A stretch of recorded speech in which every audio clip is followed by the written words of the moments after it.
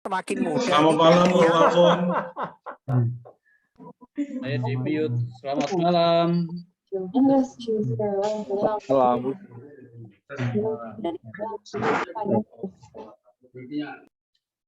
71, 72. Biasanya 130, 140. Oh, belum. Pelan-pelan Romo. Lagi OTW, Pater. OTW. Ya, masih OTW. OTW. Lagi proses. OTW. Bro Darmawan, selamat malam. Wah, Pak Ketua saya udah hadir nih. Selamat malam, Bro Fred. Provisiat. Semangat. Tolong dukung dulu. Makin nambah. Pokoknya mantap kalau Bro Fred ini ya. Bro Thomas, selamat malam. How are you? Alfon apa? Bro Alfon. Selamat malam. Bro Thomas, selamat malam. 79. Bro Fred mau tanya, ini slide-nya masih ada yang terbang-terbang nggak lewat gedung pesawatnya? Hah? Apa tuh? Slide apaan?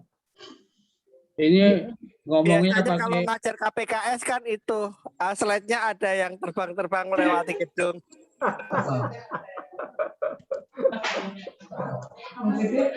aku nggak ngerti.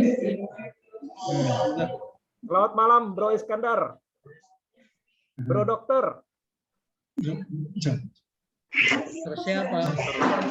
Dokter. Selamat malam semua, izin Selamat gabung. malam. Selamat malam, Pak Fred. Selamat malam.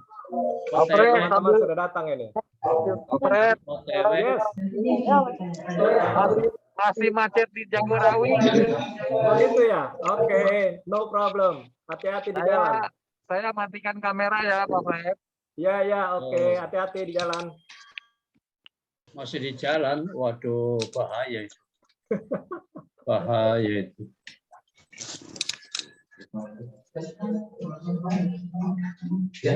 Mas Fred.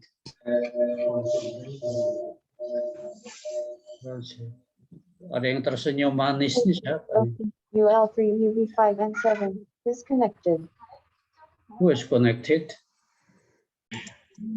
Romo Alfon, apa kabar? Baik, masih baik. Puji Tuhan. Ingat di Ruko Cipanas, Romo Alfon. Ruko Cipanas itu banyak sekali. Ruko yang mana? Seberang. Connected to NS20 Alpha Ruko LT. apa? PTOP, UL3, UV5 and 7. Ruko. Jajan apa waktu itu? Kayaknya nggak ngajak-ngajak nih jajannya nih. Iya. Dulu kan saya di Cipanas. Ada orang Cipanas ya? Dulu pernah ke sana, Romo. Oh, pernah ke sana. Ya, Romo sering ke apotek ke sana itu. Rumah siapa itu? Yang mana tuh orangnya? Yang mana orangnya?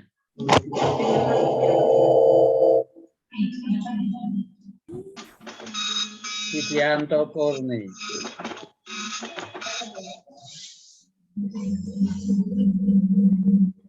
Wung. Ada yang bergema itu. Saya mute. Ya Pak Sukon, setengah 8. Selamat malam, Romo, Bapak Ibu, rekan-rekan OMK yang terkasih dalam Kristus. Salam sehat untuk kita semua. Hari ini kita kembali bertemu dalam KKS Santo Paulus secara virtual. Pertemuan hari ini adalah pertemuan ketiga. Dalam pertemuan kedua minggu yang lalu, kita telah menerima pengajaran tentang mukjizat alam yang dilakukan oleh Tuhan kita Yesus Kristus, yaitu meredakan angin dan Yesus berjalan di air. Malam ini merupakan pertemuan ketiga. Kita akan mendapatkan pengajaran tentang mukjizat Yesus. Bapak Ibu sekalian yang terkasih dalam Kristus, kami ingatkan tata tertib KKS kita. Yang pertama, mohon Bapak Ibu untuk menyiapkan kitab suci dan alat tulis. Kedua, siapkan tempat duduk dan posisi yang senyaman mungkin agar tidak terjadi gangguan serta posisi sinyal internet cukup baik. Mohon nama akun menggunakan nama sendiri, bukan nama HP. Posisikan dalam keadaan mute bila tidak dalam bicara. Pertanyaan selama sesi ini dapat diajukan melalui chat room yang sudah disediakan, dan mohon pertanyaan disesuaikan dengan materi yang diajarkan pada malam hari ini. Kami mohon untuk menuliskan kata hadir pada kolom chat, sehingga Bapak Ibu dapat terekod kehadirannya pada malam hari ini.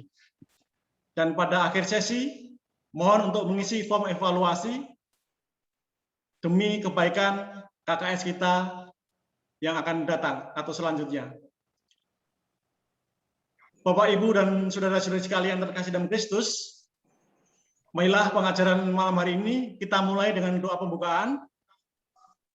Kami mohon Ibu Carolina Putri untuk memimpin doa pada kesempatan malam hari ini.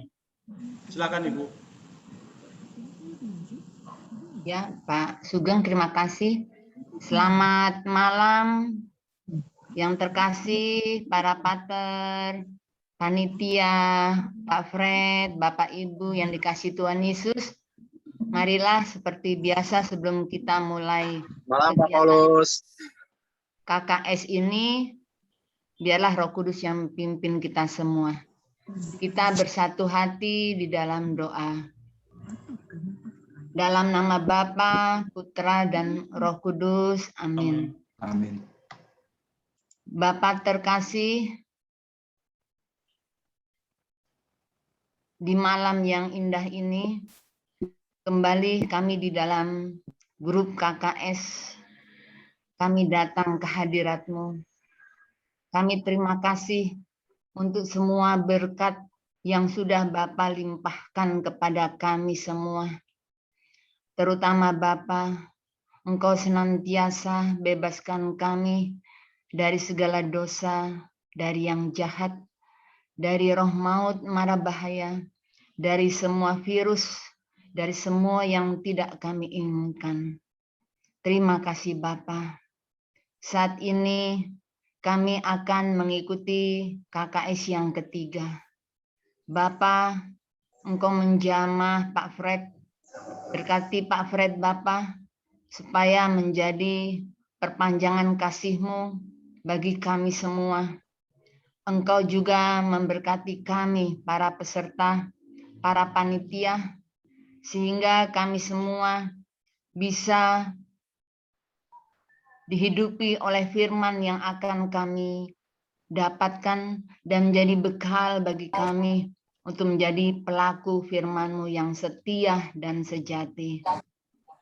Kami juga berdoa untuk jaringan komunikasi Bapa. Biarlah Bapa lindungi, proteksi, sehingga boleh berjalan dengan baik. Doa yang jauh dari sempurna ini, kami mohon dengan perantaran Tuhan Yesus, Juru Selamat kami. Santo Paulus, doakanlah kami. Kami mohon berkat dari Pater Alphonse, supaya kami semua dicerai oleh Roh Kudus.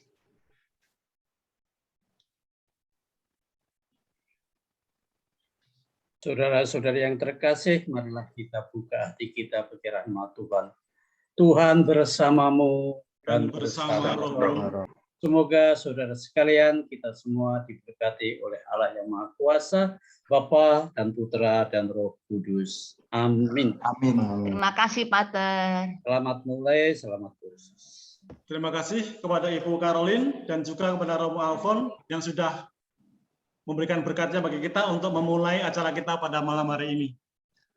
Romo, Bapak, Ibu, dan teman-teman OMK yang terkasih, pengajaran malam hari ini akan disampaikan oleh Bapak Fred Mandulang. Terima kasih Pak Fred atas waktu dan kesediaannya untuk menyediakan waktu bagi kami di dalam pengajaran malam hari ini. Bapak Ibu sekalian, pepatah mengatakan, tidak kenal maka tidak sayang. Agar kita mengenal Bapak Fred Mandulang, kami akan membacakan riwayat hidup singkat beliau. Mohon teman-teman host untuk menampilkan profil Pak Fred.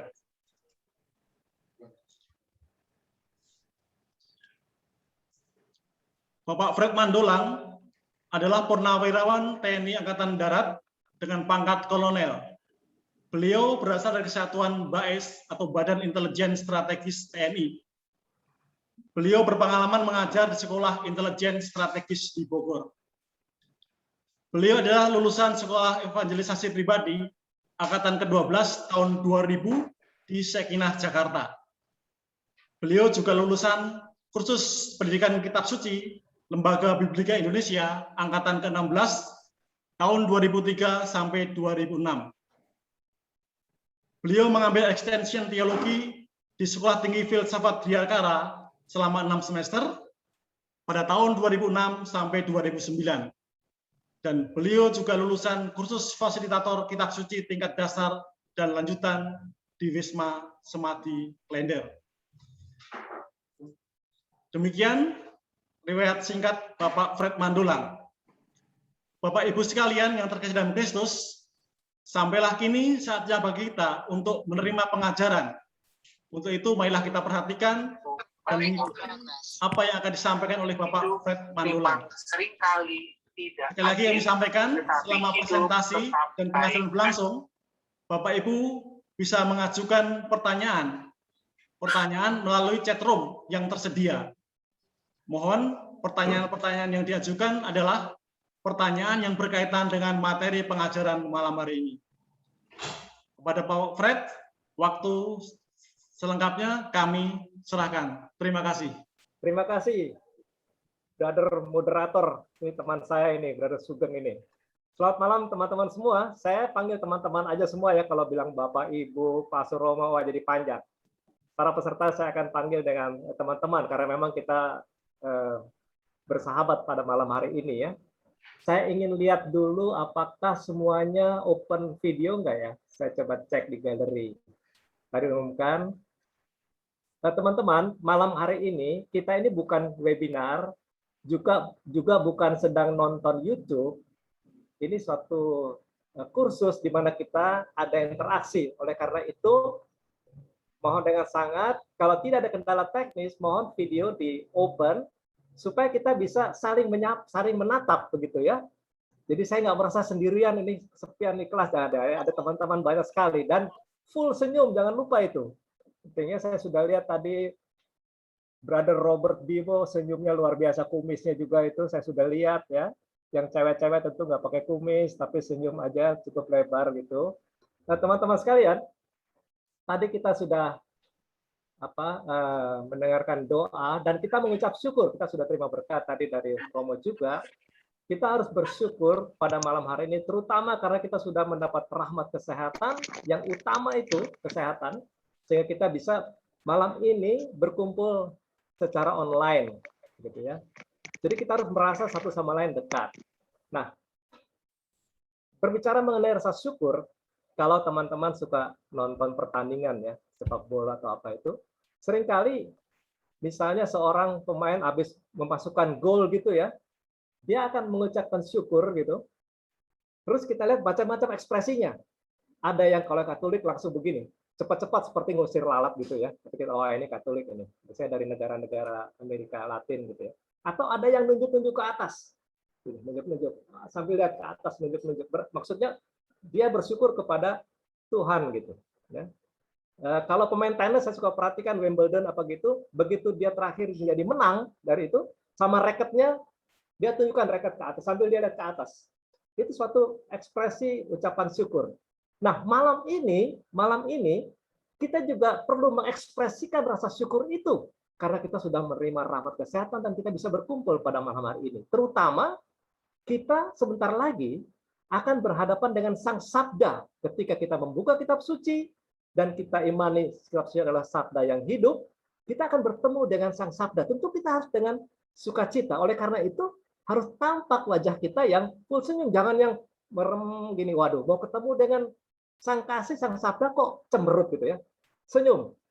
Lalu sambil kita mengucap syukur, kita tunjukkan bahwa kita ini siap. Tunjukkan kitab sucinya. Begini. Ya. Tunjukkan kitab suci. Ayo coba masing-masing tunjukkan kitab suci buat ucapan syukur dengan senyum, ya. Tunjukkan kitab suci dengan senyum. Mana kitab sucinya? Saya masih belum melihat semua ini. Ayo, mana kitab sucinya? Ditunjukkan. Ditunjukkan sambil senyum, sambil menunjuk ke atas. Sambil menunjuk ke atas sebagai ucapan syukur kepada yang di atas, ya. Nah, ini ada beberapa yang belum terlihat kitab sucinya, tapi kebanyakan sudah. Luar biasa sekali, luar biasa. Baik, terima kasih kita sudah mengucap syukur. Silakan diturunkan kembali, karena kita nanti akan membuka kitab suci, ya. Namanya aja kursus kitab suci, ya. Masa nggak bawa kitab suci gitu, ya. Baik, itu satu kelengkapan yang utama. Terima kasih, teman-teman. Selanjutnya izinkan saya untuk mulai share screen, ya, teman-teman.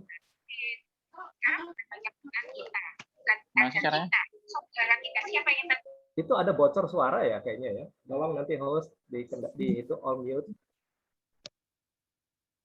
Share screen. Bentar ya. Tadi udah latihan nih.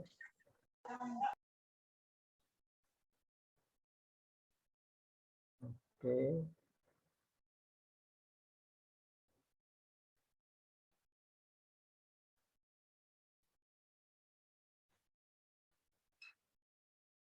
Sudah terlihat? Sudah, Pak. Sudah. Sudah, ya? Sudah, Pak. Oke, bagaimana dengan suara saya? Sudah. Terdengar Jelas. Bagus. Oke, jadi screen Suara sama ini merdu. terdengar, ya.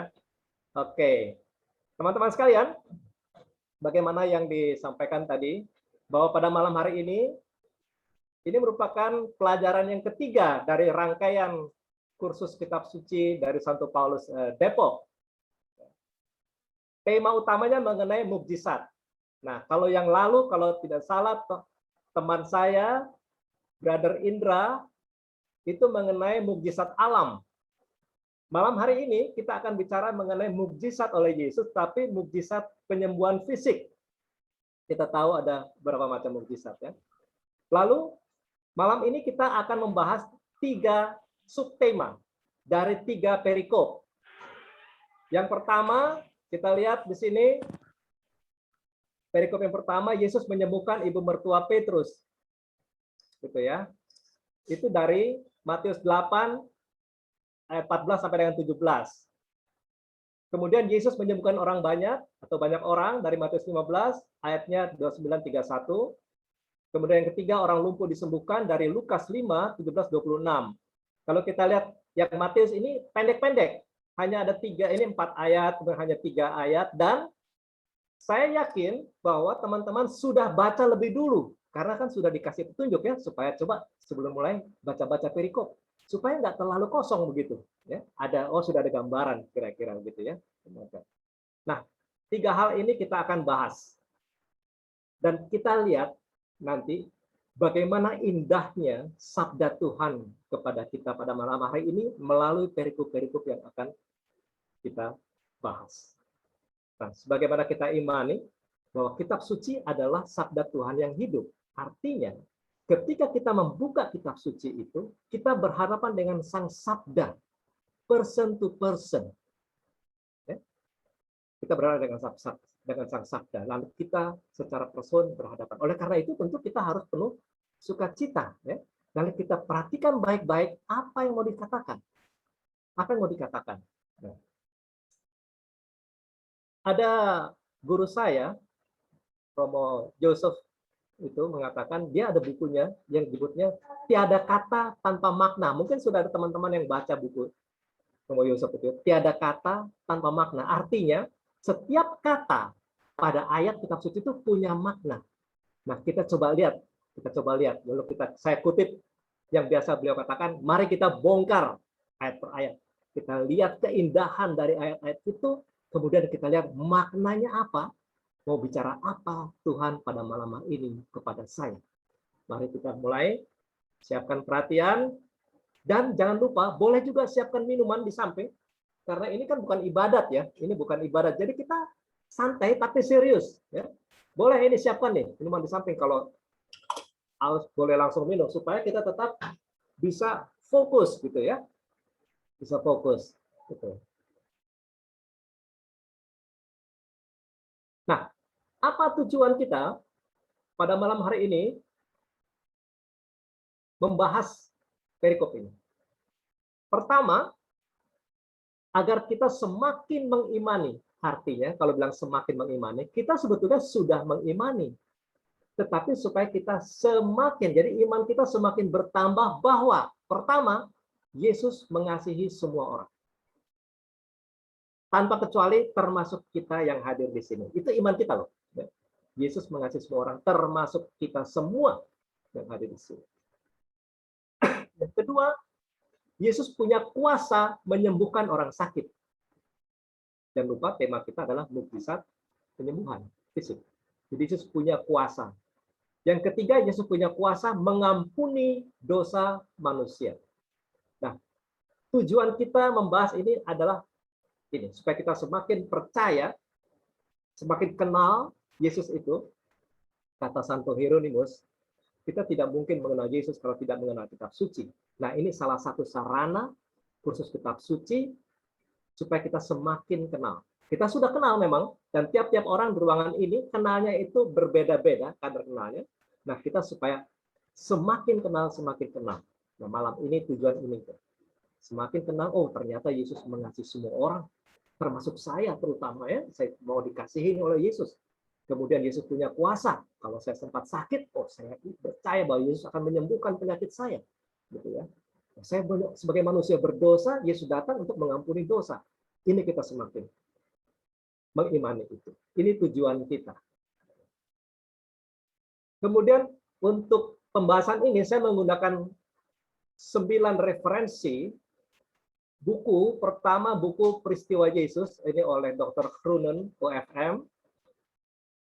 Kemudian Tafsir Alkitab Perjanjian Baru, Diane Bergen. Tafsir Alkitab Masa Kini, Sudarmo. The Catholic Study Bible, Diane Bergen. The Gospel of Matthew, Harrington, SJ. Reading Luke, Charles Talbot. A New Catholic Commentary on Holy Scripture, Book 2.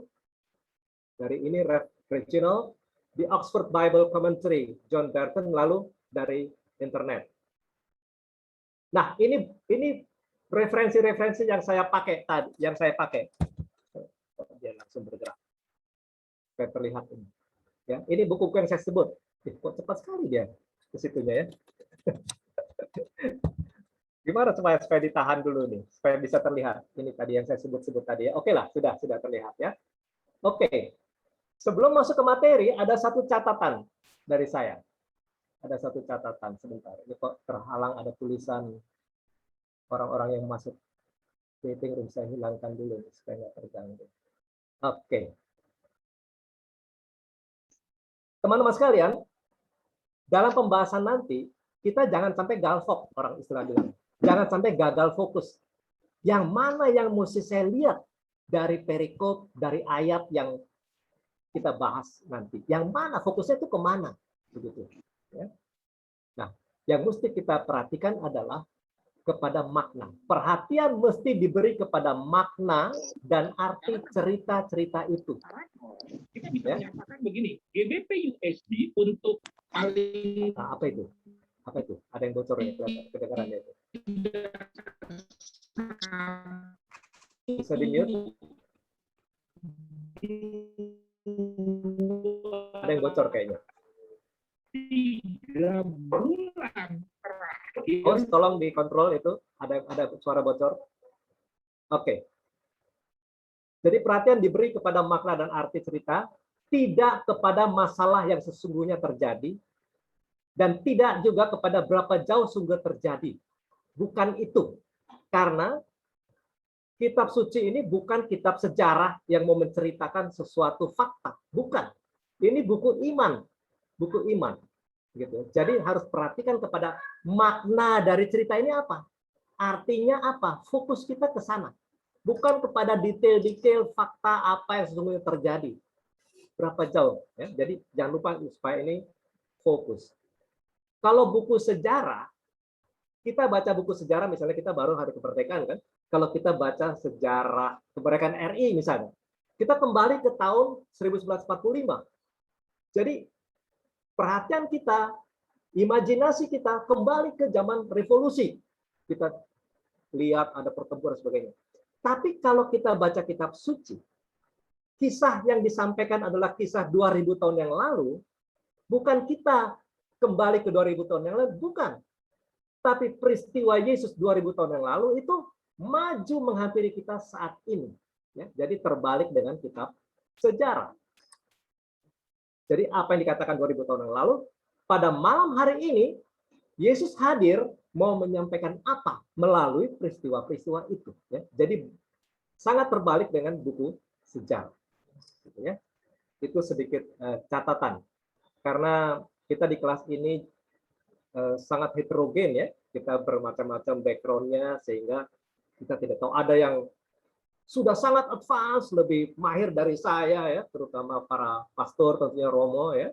Juga ada teman-teman saya yang lain begitu, dan mereka nanti akan membantu saya kalau saya ada kesulitan juga begitu. Tapi sebaliknya ada teman-teman yang mungkin agak jarang membaca kitab suci ya.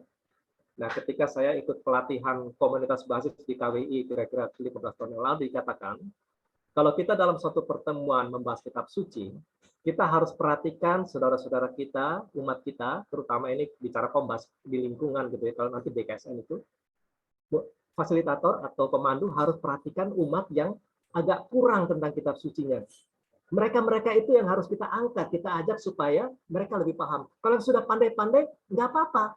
Nah, harus ada kerendahan hati supaya tunggu teman-temannya itu, supaya kita sama-sama. Nah, belajar kitab suci juga begitu. Kita ini bukan berlomba, tapi supaya kita sama-sama maju, kita sama-sama selamat, gitu ya. Bukan mau selamat sendiri-sendiri, karena kita suatu komunio. Ya. Kita dalam kehidupan menggereja, iman ini bukan iman perorangan, tapi iman komunitas. Jadi kita bagian dari suatu komunitas, bagian dari gereja, jangan untuk diri sendiri. Oke, ini catatan yang sangat penting untuk diperhatikan. Ini saya kutip dari buku Peristiwa Yesus yang tadi saya sampaikan tadi, Hunan yang mengatakan ini.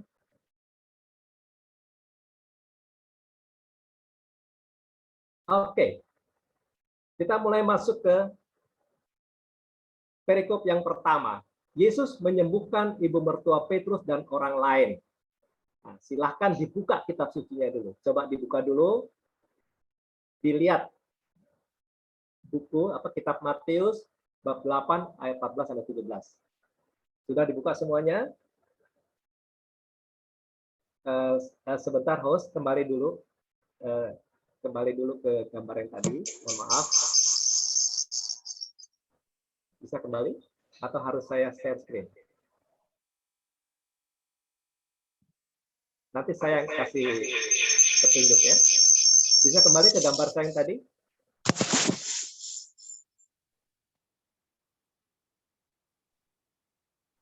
Host, bisa kembali ke gambar yang tadi?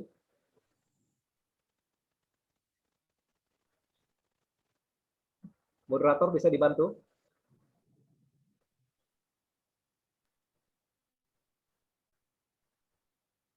Oke, bisa dibesarkan nggak ini ya?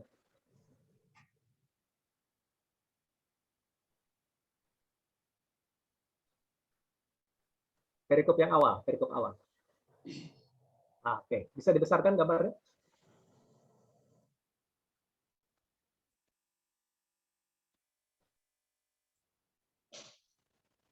Nah, ini dibesarkan. Teman-teman, maaf ya, agak masalah teknis nih, biasa ini. Kita nggak apa-apa, kita sama-sama belajar. Saya juga gaptek ini. Bisa dibesarkan, teman host? Ya, cukup besar. Ini masih slide ini. Tampilannya masih slide. Belum apa namanya itu. Slideshow aja. Oke, sambil menunggu. Ini. Yes, good, very good. Terima kasih. Ini dia. Saya mau di sini dulu kenapa?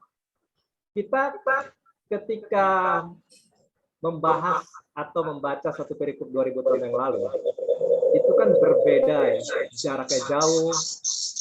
Kemudian ada gangguan suara ya. Dari mana ya? Oke, sudah hilang ya. Oke. jarak cerita ini 2000 tahun. Beda daerah, beda geografi, beda budaya, beda segalanya. Oleh karena itu, kita harus menggunakan daya imajinasi ketika kita membaca kitab suci. Kita harus membayangkan supaya apa? Supaya kisah ini hidup. Dia datang saat ini seolah kita ada di sana. Ini perlu daya imajinasi. Ya. Oke, maka gambar ini penting. Coba perhatikan baik-baik kalau kita lihat. Ini adalah rumah Petrus. Rumah Petrus. Di mana tadi judulnya Yesus menyembuhkan ibu mertua Petrus dan orang lain. Gitu. Ya. Berarti Yesus ada di rumah Petrus. Ini ibu mertuanya. Coba lihat rumahnya ini. Kira-kira. Ini rumah yang mewah atau rumah sederhana? Dari sini kita bisa melihat kan. Coba lihat ini, kordennya ini. Terbembeng begini. Lihat tempat tidurnya ini. Lihat suasananya, suram begini ya. Berarti kita simpulkan bahwa rumah Petrus ini rumah yang sangat sederhana. Dan kita tahu Petrus itu seorang nelayan memang. Ya, seorang nelayan, rumahnya sederhana. Nah ini kita harus punya daya imajinasi ini. Ya, sebelum kita masuk ke ceritanya. Oke.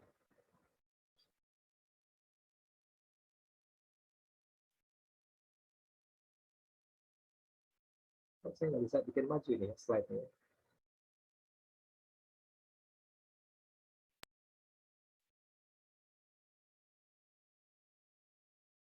Apa saya harus share screen lagi atau oleh host? Bapak bisa Pak, bisa share screen lagi Pak. Oh saya share screen lagi? Ya. Sorry. Share screen.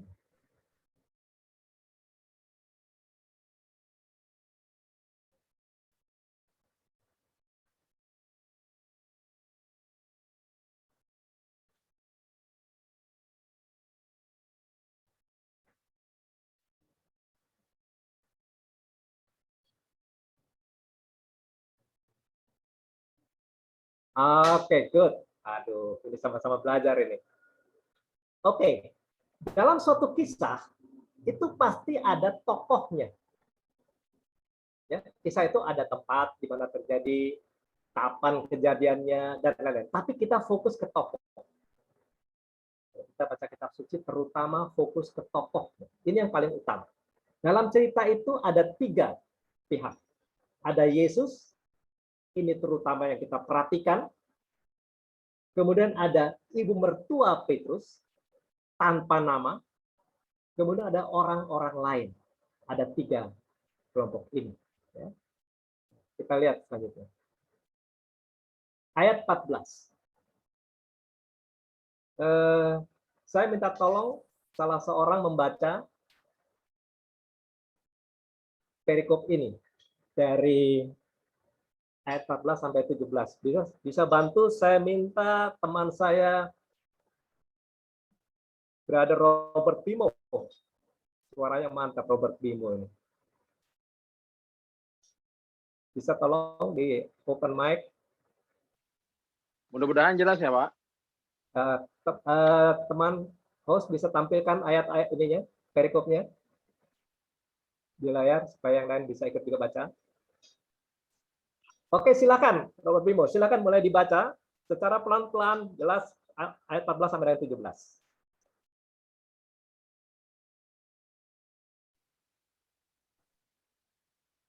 Matius 8, 14 sampai dengan 17. Setibanya di rumah Petrus, Yesus pun melihat ibu mertua Petrus terbaring karena sakit demam. Lanjut sampai 17.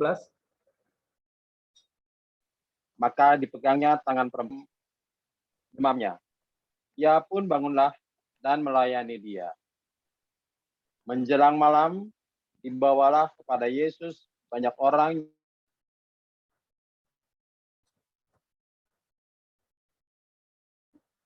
yang kerasukan setan dan menyembuhkan orang-orang yang menderita sakit.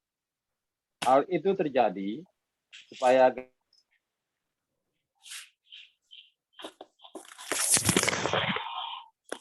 genaplah firman yang disampaikan oleh dan menanggung penyakit kita. Oke, terima kasih. Terima kasih. Mantap banget itu suaranya ya.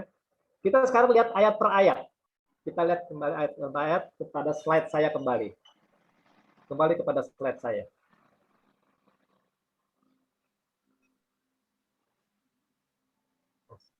Saya ulang lagi share screen ya.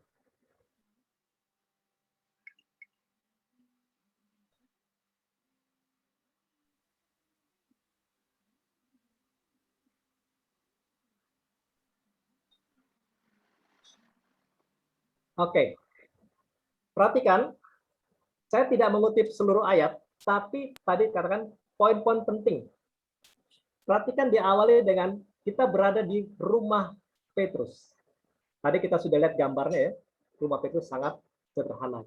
Yesus datang ke rumah Petrus. Nah, kalau kita mundur, lihat perikop sebelumnya, agak mundur dari mulai bab 8 ayat yang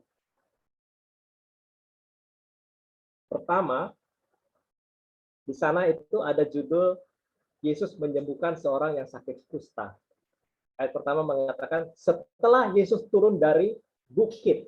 Jadi Yesus ini baru habis khotbah di bukit kepada orang banyak. Itu momennya. Setelah selesai khotbah di bukit, Yesus turun. Dikatakan di bab 8 ayat 1, setelah Yesus turun dari bukit. Lalu apa yang terjadi? Orang banyak berbondong-bondong mengikuti dia. Jadi orang-orang yang semula melihat Yesus, itu kemudian berbondong-bondong mengikuti Yesus. Mau melihat apa yang terjadi. Apa yang terjadi. Nah, kemudian di tengah jalan, yang pertama adalah ketemu orang kusta. Orang kusta menghampiri Yesus, minta disembuhkan. Dijamah oleh Yesus, lalu sembuh. Itu yang pertama. Yang kedua, ketemu dengan seorang perwira. Seorang perwira Romawi. Dikatakan hambanya sedang sakit. Dia keluar rumahnya menghampiri Yesus. Bayangkan, seorang perwira Romawi.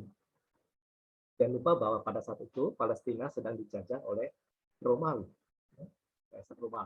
Nah, ada perwiranya ditempatkan di situ. Seorang perwira Romawi. Dia punya kuasa. Dia punya kuasa, punya kewenangan. Tapi dia rupanya sudah mendengar bahwa Yesus ini seorang penyembuh dan siapa, dan dia percaya.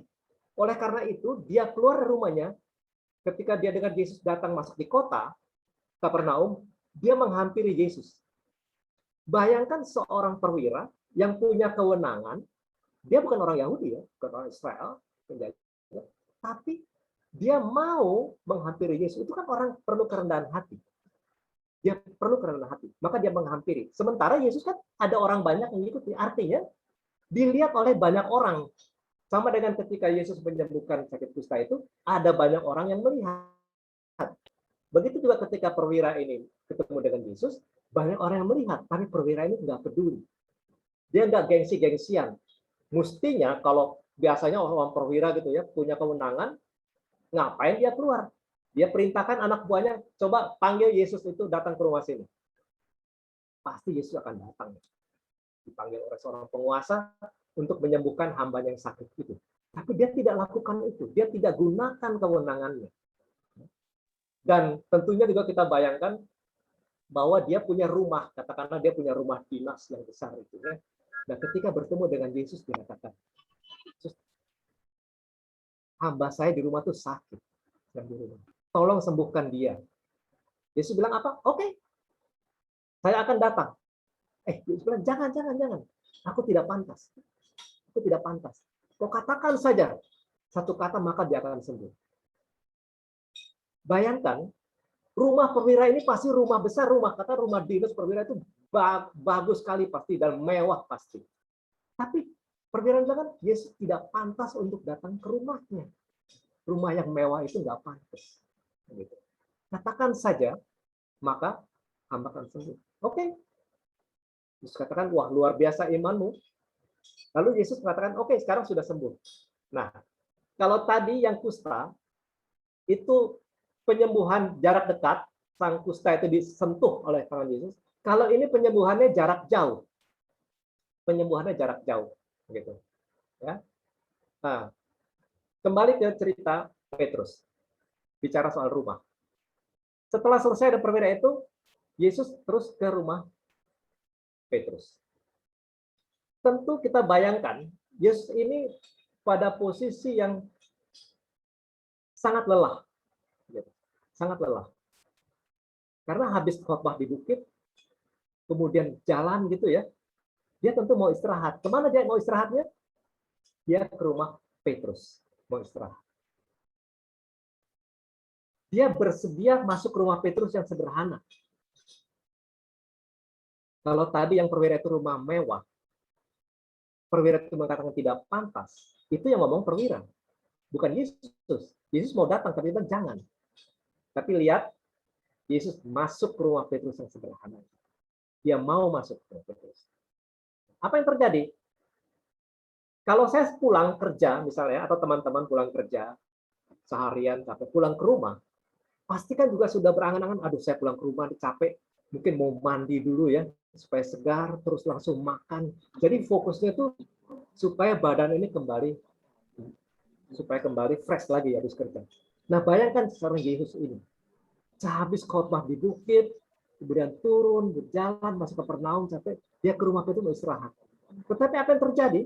Yesus melihat ibu mertua Petrus. Dia melihat, langsung dia menghampiri. Ibu mertua Petrus sedang sakit demam.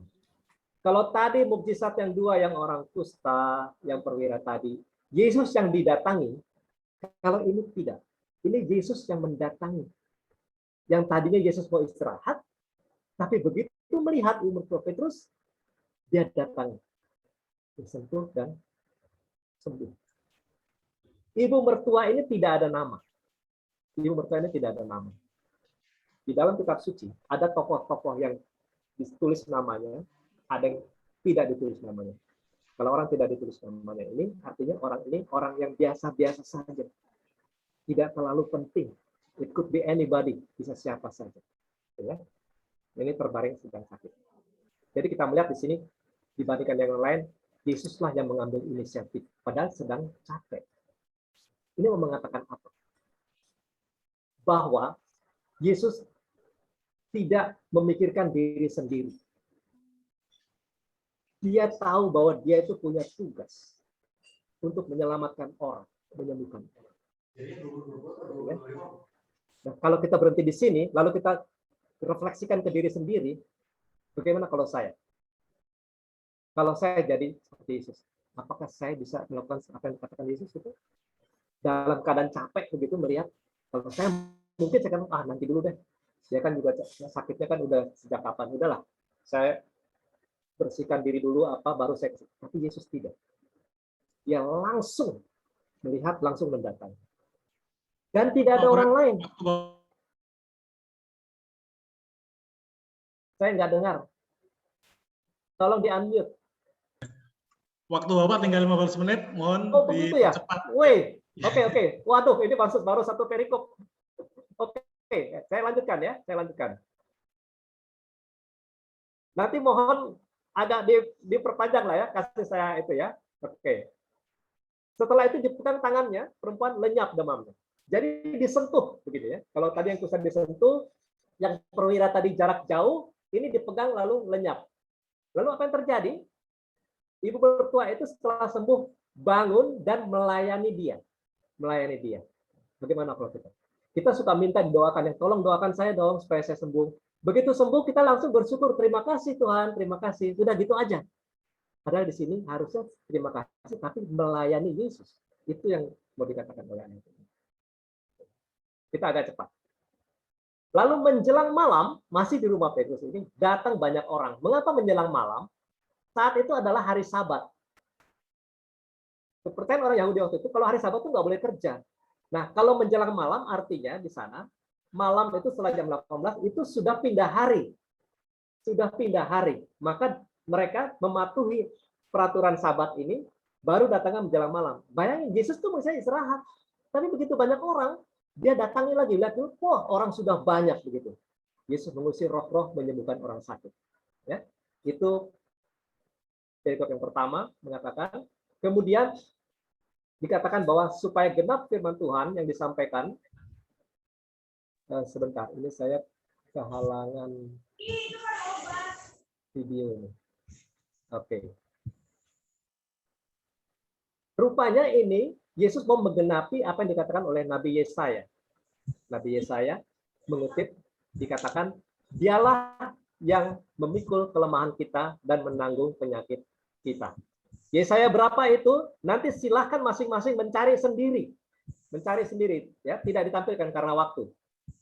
Jadi Yesus menggenapi apa yang terjadi pada perjanjian lama. Rupanya Nabi Yesaya ini sudah menubuatkan bahwa nanti ada Mesias yang akan memikul kelemahan dan menanggung penyakit kita. Karena itu bagian dari tugas Yesus datang ke dunia. Sudah dinubuatkan. Nanti silakan cari Yesaya, gitu ya. Lihat di catatan kaki Yesaya berapa itu nanti dibaca sendiri. Karena saya akan lanjut. Pesannya dari perikop itu bahwa Yesus mau mendatangi dan menyembuhkan orang sederhana. Dia mau, termasuk kita. Yesus mau mendatangi saya. Lalu orang yang telah disembuhkan melayani Yesus, bukan hanya oke, Yesus, terima kasih, thank you, bye-bye, thank you. Tidak. Dia melayani Yesus selanjutnya. Terserah Yesus mau menyuruh apa. Kemudian kita lihat Yesus tidak kenal lelah, tidak melihat diri sendiri. Tidak. Dia hirangkan itu, dia melayani banyak orang. Ya. Yesus punya kuasa atas roh jahat. Ya, orang banyak ada roh jahat, dia hilangkan, menggenapi PL. Ya. Artinya Yesus mau memikul penderitaan manusia sebagai bagian dari salib yang akan dipikulnya kelak. Itu yang pertama. Sekarang yang kedua, ini lebih singkat.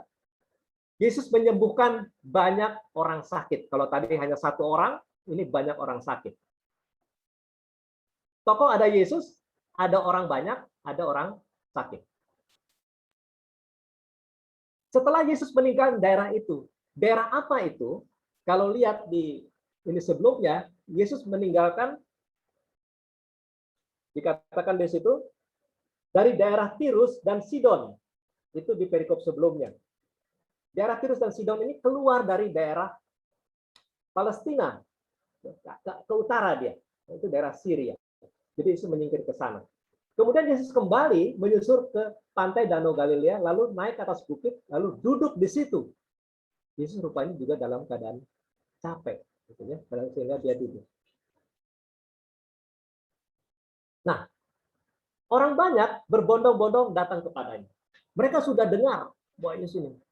Mereka bawa orang lumpuh, timpang, buta, bisu, dan banyak lagi lain, lalu meletakkan mereka pada kaki Yesus.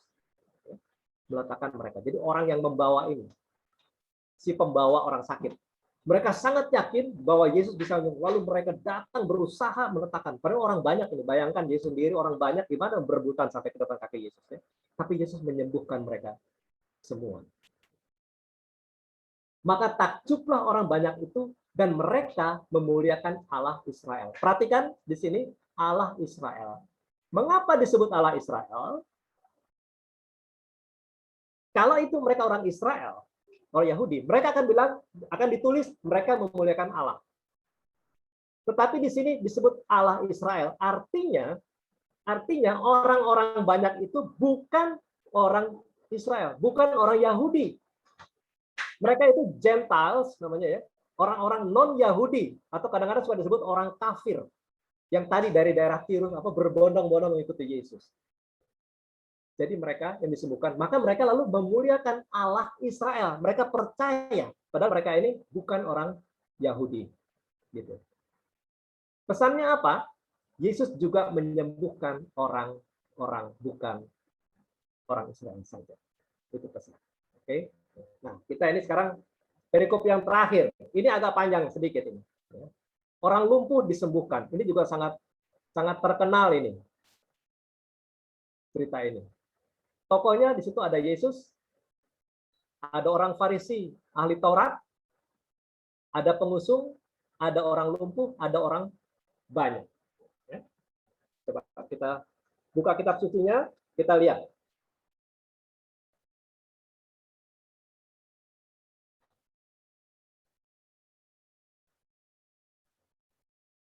Yesus datang sedang mengajar di suatu tempat. Kita tidak tahu tempat apa ini. Yesus datang mengajar. Di situ ada beberapa orang Farisi dan ahli Taurat mendengarkannya. Perhatikan, mereka datang dari semua desa di Galilea, Yudea, Yerusalem. Ini ada di daerah Galilea, Kapernaum. Tapi orang Farisi ahli Taurat datang dari Yudea. Jadi kemungkinan mengatakan bahwa orang-orang yang ada di sinagog-sinagog itu, yang daerah situ, melihat Yesus menyembuhkan banyak orang, dia lapor ke pusat, ke Yerusalem. Lalu diutuslah dari Yerusalem, dari pusat agama Yahudi ini, Farisi untuk melihat siapa Yesus itu. Ya, dikatakan mereka datang dari semua desa Galilea, Yerusalem. Nah, kuasa Tuhan menyertai dia sehingga dapat sembuhkan orang sakit. Perhatikan, kuasa Tuhan menyertai dia. Jadi kita lihat Yesus ini tidak bergerak sendiri, tapi ada Tuhan yang menyertai dia. Lalu datang beberapa orang mengusung seorang lumpuh di atas tempat tidur. Beberapa orang ini, kalau kita lihat di Lukas, dikatakan ada 4 orang. Datang, mereka berusaha membawa dia masuk, meletakkan di hadapan Yesus, di rumah yang tadi itu. Tapi apa yang terjadi? Mereka tidak bisa masuk, karena banyak orang di situ. Pintu, jadi orang sudah berdesak-desakan, nggak bisa masuk. Rupanya mereka bukan tipe yang, pinggir, enggak. Terhambat, mereka berinisiatif supaya cepat, dia naik ke atas rumah, bongkar atap. Nah, kalau rumah orang Yahudi dulu, dia atasnya itu flat, dari tanah, ya, lalu ada jerami dan semuanya. Itu kalau dibongkar susah, hancur. Tapi nampaknya kalau mereka bisa buka atap rumah, bukan rumah orang Yahudi asli. Ini sudah rumah yang modern, pengaruh dari Romawi, jadi agak tinggi atapnya, lalu dari ubin-ubin sehingga bisa dibongkar, begitu ya. Lalu diturunkan orang itu dengan tempat tidurnya, bayangin dengan tempat tidurnya. Jadi mereka siap dengan tali itu ke tengah-tengah orang banyak, tepat di hadapan Yesus. Yesus ini sedang mengajar loh ya, bukan lagi mau menyembuhkan, bukan, sedang mengajar. Lalu apa yang terjadi? Yesus melihat iman mereka. Siapa mereka itu? Para pengusung. Para pengusung yang dia lihat. Bukan si sakit. Kita nggak tahu bagaimana iman sakit. Yang namanya orang sakit ngikut aja sudahlah. Tapi dia melihat iman mereka. Lalu berkatalah ia, dosamu sudah diampuni. Bisa kaget ini para pengusung. Kita ini mau datang membawa orang sakit, bukan mau ngaku dosa ini. Tapi kenapa dia bilang dosamu sudah diampuni? Begitu. Ya.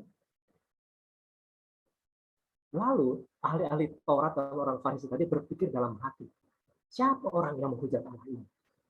Menghujat Allah ya. Siapa yang dapat mengampuni dosa selain Allah sendiri? Dalam konteks ini, mereka itu benar ahli Taurat dan orang Farisi.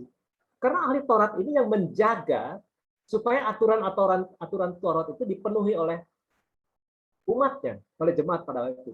Dan orang Farisi yang mempertahankan tradisi. Jadi mereka dalam hati, wah orang ini menghujat karena bilang mengampuni dosa. Yang bisa mengampuni dosa hanya Allah. Dalam hal ini mereka tidak salah. Karena itu memang tugas mereka. Mereka belum kenal siapa Yesus. Tapi lanjutnya, Yesus mengetahui pikiran mereka. Lalu berkata kepada mereka, apa yang kamu pikirkan dalam hatimu? Mana lebih mudah? Mengatakan dosamu sudah diampuni, atau mengatakan bangunlah dan berjalanlah. Mana yang lebih mudah? Jadi perbanding, ada 2 ini, berarti kalau yang satu mudah, berarti yang satu susah. Yang sulit berarti kan?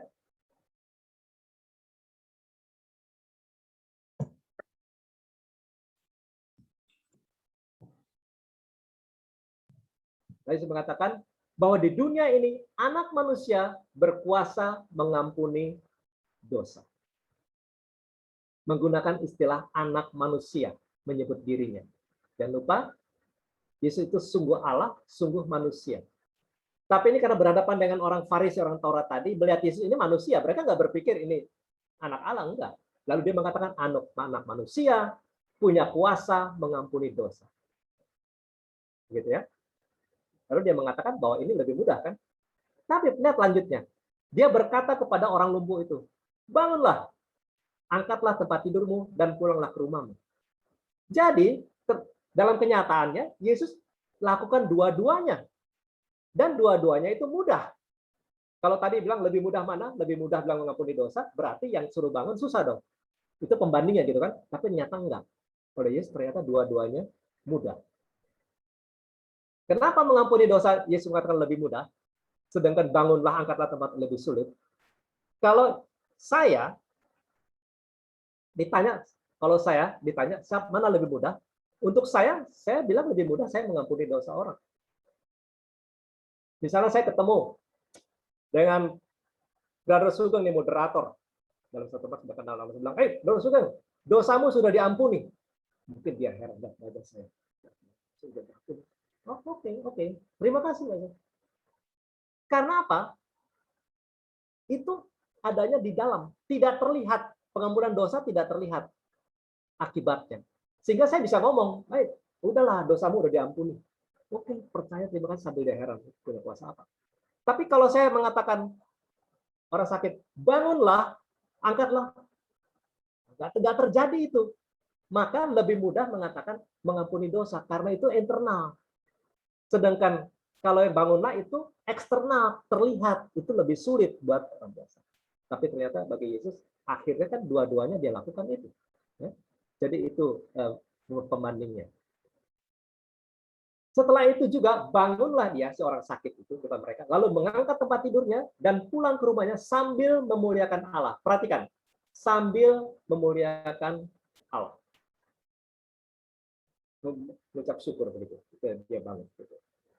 Jadi tujuan Yesus menyembuhkan orang, membuat mukjizat penyembuhan ini dalam rangka mengajak orang yang disembuhkan itu memuliakan Allah. Jadi bukan tertuju kepada dirinya, bukan memuliakan dia, bukan. Tapi memuliakan Allah. Karena dia mendapat kuasa dari Allah. Itu tujuannya mukjizat. Nah, sementara kalau orang biasa kan mengikuti Yesus tuh melihat Yesus sebagai mukjizat. Karena sebetulnya banyak orang lain juga bisa melakukan mukjizat seperti Yesus kok. Banyak orang-orang pintar, baca di Alkitab itu. Zaman dulu juga. Bisa menyembuhkan. Tetapi mereka bukan memuliakan Allah, bukan kuasa dari Allah, kuasa dari suatu yang lain. Berbeda dengan mukjizat Yesus. Semua orang takjub yang melihat. Lalu mereka memuliakan Allah. Mereka sangat takut, katanya, hari ini kami telah menyaksikan hal-hal yang mengherankan. Perhatikan lagi, memuliakan Allah. Ini tujuannya, ini poinnya ini. Pesannya apa? Kita melihat dari Yesus punya kuasa dari Tuhan. Pertama itu pertanyaan penting. Kuasa dari mana? Dari Tuhan. Lalu Yesus melihat iman para pendukung. Iman. Perhatikan ketika cerita yang lalu itu kepada perwira itu, dia bilang imanmu. Gitu. Lalu Yesus bisa mengampuni dosa. Anak manusia punya kuasa untuk mengampuni dosa. Dari sisi sakit, ada orang lain yang membantu untuk memulai Yesus. Orang sakit itu tidak berdaya kadang-kadang, memerlukan bantuan orang lain, Nah, bagaimana dengan kita? Apakah kita siap juga membantu? Kalau ada teman kita yang sakit, bantu orang lain, bisa bilang, tolong dong doakan saya. Itu membantu orang lain. Ketika saya mau mengajar juga, saya mengajak teman-teman, tolong bantu saya, doakan saya supaya saya bisa mengajar ini sesuai dengan kehendak. Itu membantu. Saya tidak bisa menolong diri sendiri. Tapi di lain pihak ada orang yang mencegah. Yaitu tadi, mencegah itu orang Farisi sama ahli Taurat tadi. Dia mencegah karena bilang nggak bisa. Yesus ini nggak punya kuasa mestinya. Ada yang mencegah. Jadi ada yang membantu, ada yang mencegah. Lalu ada orang yang menghalangi, yaitu orang banyak tadi. Orang banyak tadi menghalangi orang lain untuk menemui Yesus. Gitu ya. Nah, ada 3 tipe orang ceritanya. Kita termasuk yang mana? Apakah kita yang membantu? Apa kita mencegah? Atau kita menghalangi? Mungkin tidak secara fisik, tetapi dengan perbuatan kita. Kita di gereja, waduh berdoa, haleluya, puji Tuhan, nyanyi paling besar, apa? Tapi ketika kita keluar gereja, baru di parkiran, kita sudah maki-maki orang. Orang bilang, You are an angel in the church, but the devil on the street. Kamu malaikat di dalam rumah Tuhan, di gereja, tapi ketika kamu keluar, kamu menjadi iblis. Nah, orang yang melihat ini, yang tadinya mau percaya Yesus, dia bilang, nggak jadi. Ini pengikut Yesus kayak begitu. Jadi, nggak jadi ke sana. Gitu ya. Ini ada waktu, saya minta cerita waktu sedikit aja. Saya pernah bertemu dengan satu keluarga, saya tidak sebut namanya. Suaminya itu bukan beragama Katolik, tapi mau belajar, mau masuk agama Katolik. Ini sudah semua. Istrinya Katolik, wah Katolik banget. Ziarah kemana-mana, novena, apa semuanya. Tapi si suami ngomong ke saya waktu itu. Dia bilang, Pak Fred, di mana ya saya melihat istri saya yang sudah Katolik ini, dia ziarah kemana-mana, novena, tetapi kerjanya ngomongin orang. Nah, ini tipe artinya dia ini menghalangi suaminya yang mau menemui Yesus. Akhirnya suaminya nggak jadi tuh. Di persimpangan jalan setelah selesai, nggak minta dibaptis sampai meninggal. Maaf Pak Fred, waktunya sudah mau habis, 2 menit lagi Pak ya. Oke, saya minta waktu 5 menit ya. Minta dapat diskon ini, dapat tambahan. Oke. Ya.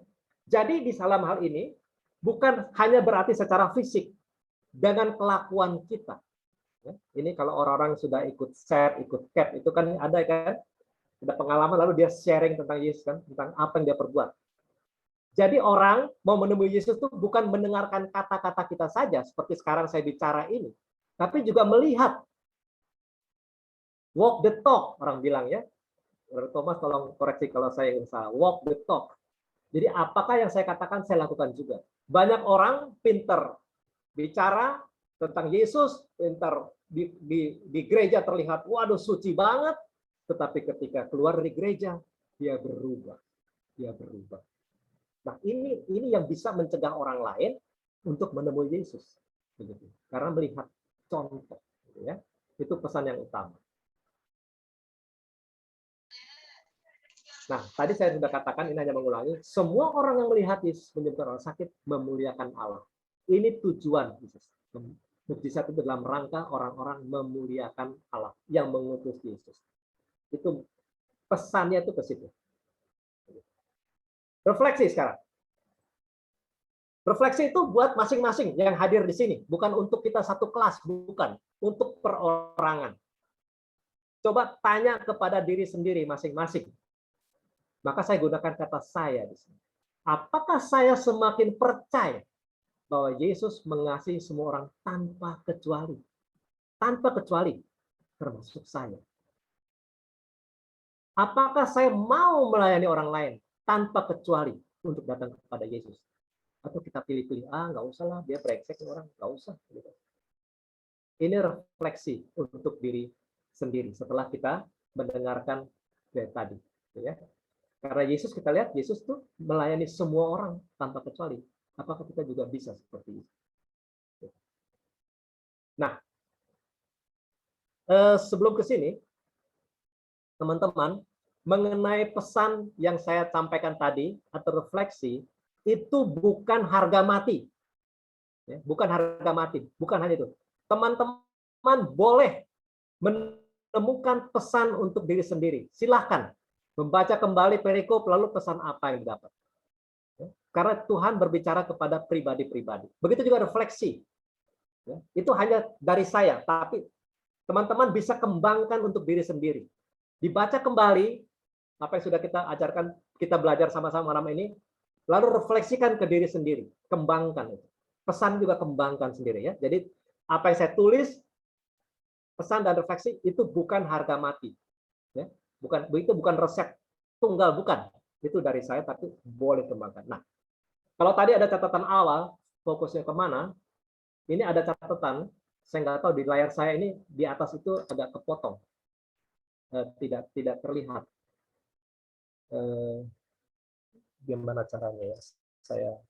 Kalau saya pencet escape ini hilang nggak kira-kira ya?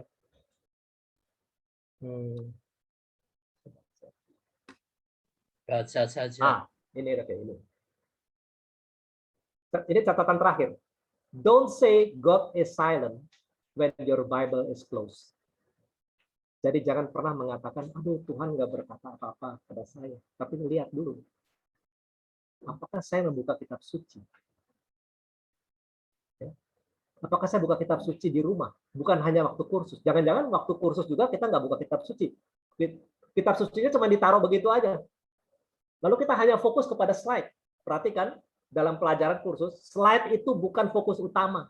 Slide itu, PPT itu hanya membantu sifatnya. Yang utama perhatikan kitab suci. Dan tentu saja si pengajar. Gitu ya. Jadi jangan. Nah, itu perhatikan.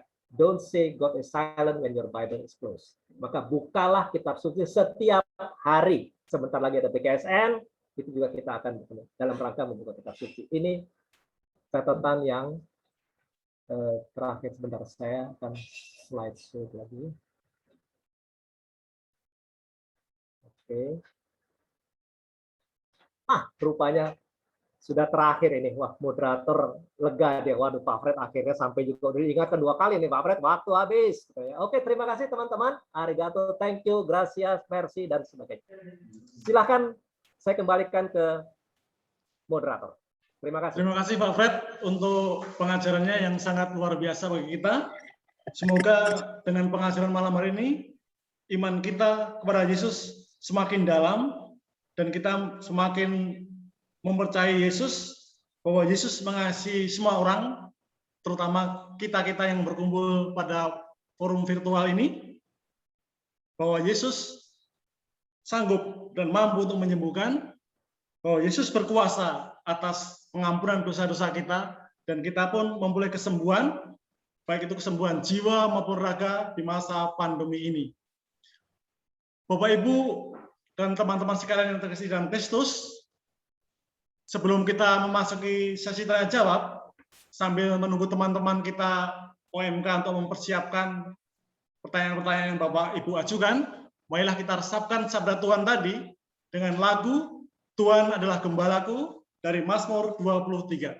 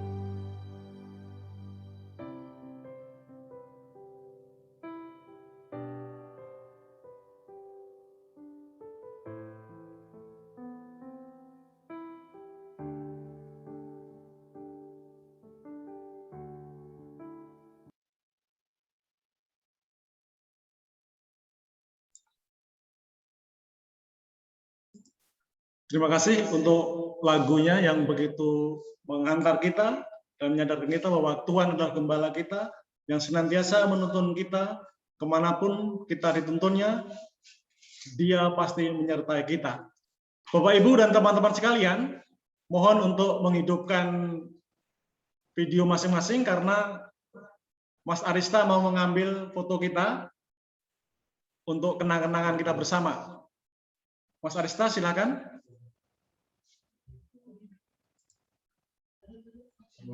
Senyum lebar. Senyum bersyukur. Pasang gigi. Ya, senyum ya. Senyum penuh syukur. Ayo.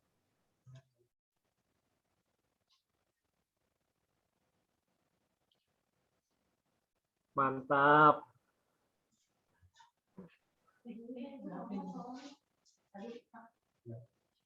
Udah belum nih? Nggak dihitung nih, biasanya dihitung.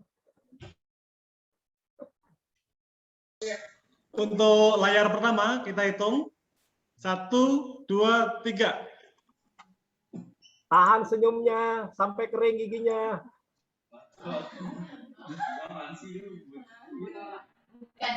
Layar kedua 1, 2, 3. Ya, ada yang Layar perhatikan jempol. ketiga Bagus. 1, 2, 3. Boleh perhatikan jempol. Layar selanjutnya 1, 2, 3. Layar berikutnya 1, 2, 3. Layar berikutnya 1, 2, 3. Keep smiling, keep smiling. Satu sekali lagi yang terakhir, senyum yang manis 1, 2, 3. Ya, terima kasih Bapak Ibu untuk fotonya.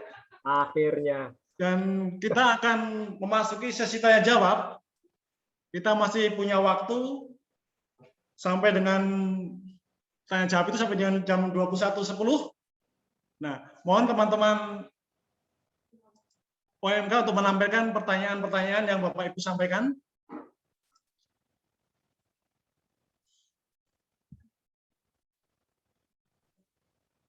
Pak Fred, ini ada pertanyaan dari Pak Widianto.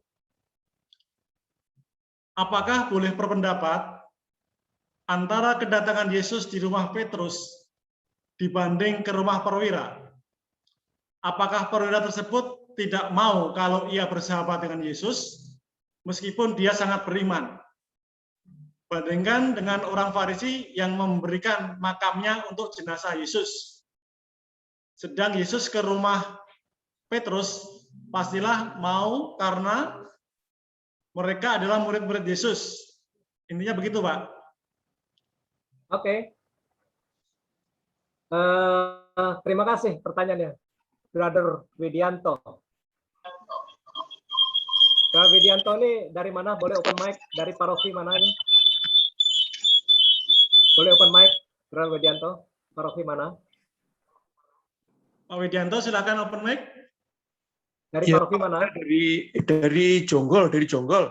Oh, Jonggol. Iya, Ya. karena masih nungguin istri ini di rumah sakit. Oke, terima kasih. Terima kasih pertanyaannya. Jadi Coba sampaikan lagi pertanyaannya tadi. Ya, maksudnya gini, Pak. Jadi maksudnya gini. Jadi kalau perwira itu tidak mau kedatangan Yesus karena tidak ingin ketahuan bahwa dia itu bersahabat dengan Yesus meskipun dia beriman. Sedangkan ke Petrus, karena Petrus adalah muridnya, apalagi itu ibunya Petrus, jadi dia pasti mau. Dan Petrus pun akan mempersilahkan. Begitu, Pak. Terima kasih, Pak. Terima kasih, Pak Widianto, atas pertanyaannya dan atas pendapatnya. Tapi marilah kita kembali ke kitab suci, kembali ke laptop, istilah orang bilang ya. Sebetulnya perikop ini bukan perikop utama yang kita bahas sebetulnya, bukan. Itu hanya untuk tambahan cerita saja sebagai pembuka. Kita tidak membahas perikop itu sebetulnya, tapi nggak apa-apa, saya jawab karena tadi saya juga jelaskan. Itu hanya mau membandingkan sebetulnya antara rumah perwira yang mewah dan rumah sederhana punya Petrus yang Yesus datangi. Poinnya hanya itu sebetulnya, tidak membahas mengenai perikop ini. Tapi oke lah. Terima kasih atas pertanyaannya. Tentu alasan yang tepat adalah alasan yang ditulis di kitab suci ini, yang tertulis. Ya. Tafsir boleh, tapi lihat dulu yang tertulisnya. Alasan mengapa perwira itu tidak menghendaki Yesus ke rumahnya. Silakan dibaca. Tentu bukan itu alasannya. Ya, kalau kita baca, dikatakan di situ, dia bilang, sebab aku sendiri seorang bawahan dan di bawahku ada prajurit. Jadi dia mau bicara seperti dia membandingkan dirinya. Dia seorang komandan, dia punya anak buah, Dia tinggal perintah saja, itu terjadi. Nah, Yesus ini dia angkat tinggi, sehingga katakan Yesus cukup ngomong saja, pasti sembuh. Itu iman dia. Dan jangan lupa, teman-teman sekalian, ini pertanyaan bagus juga buat saya kasih ilustrasi ini. Perhatikan, ketika kita mau menyambut komuni, ada ucapan kan, aku tidak pantas, tapi bersabdalah saja, maka saya akan sembuh. Itu kutipan dari perwira itu, bayangin. Aku tidak pantas. Itu alasan yang sebenarnya. Dan itu dikutip, dimasukkan dalam Ekaristi. Setiap kita mau komuni, coba ingat-ingat. Apa yang diucapkan ketika kita mau maju menyambut komuni itu. Aku tidak. Itu kutipan. Jadi luar biasa. Yesus mengatakan iman orang ini, dia bukan orang Yahudi ya. Aku tidak mendapatkannya pada orang-orang Israel. Jadi justru orang yang bukan Israel, tapi punya iman yang luar biasa. Ya. Jadi itu jawabannya, Pak Budanto. Nanti silakan dibaca-baca kembali secara teliti ayat per ayat mengapa alasan si perwira itu tidak menghendaki Yesus. Itu tadi ya. Begitu ya, Pak Widianto ya. Terima kasih. Ya, lanjut. terima kasih Pak Fred. Matur nuwun. Terima kasih. Sami-sami. Terima kasih Pak Fred untuk jawabannya yang sangat komprehensif sekali. Bapak Ibu sekalian, kita lanjutkan untuk pertanyaan kedua. Silakan di-share teman-teman.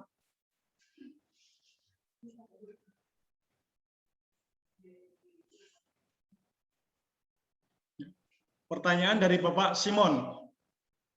Mengapa sebelum mengatakan bangunlah, Yesus terlebih dahulu mengatakan dosamu sudah diampuni? Silakan Pak Fred. Terima kasih. Brother Simon, ini dari paroki mana? Silakan open mic. Dari Paulus, Pak. Oh, yang punya rumah rupanya. Ya. Oke, Brother Simon. Terima kasih pertanyaannya, gitu ya. Ini kan yang Lukas, yang ini kita bicara yang Lukas ya, masalah pengampunan dosa kan. Jadi di dalam hal ini, Yesus itu mau menunjukkan siapa dirinya. Dia itu anak manusia yang punya kuasa dari Tuhan. Sehingga tugas utama Yesus datang itu sebetulnya bukan penyembuhan fisik, bukan. Tapi untuk menanggung dosa-dosa kita. Itu tujuan utama Yesus datang. Maka dalam konteks ini, Yesus melihat iman si pengusung, lalu lihat si sakit, dia bilang, dosamu sudah diampuni. Jadi Yesus melihat, jadi penyakit itu ya, sebab penyakit itu ada 3 macam dalam kitab suci ya. Orang sakit karena faktor alami, misalnya telat makan gitu ya, atau dia mungkin kurang tidur, misalnya itu. Tapi ada sakit karena roh jahat. Ya. Kalau roh jahat kan Yesus langsung mengusir kan, enyahlah lalu sembuh gitu ya. Kemudian yang terakhir sakit karena dosa. Jadi orang Yahudi meyakini waktu itu bahwa orang sakit itu bisa karena dosa. Dan Yesus melihat ini. Makanya mengatakan dosamu sudah diampuni.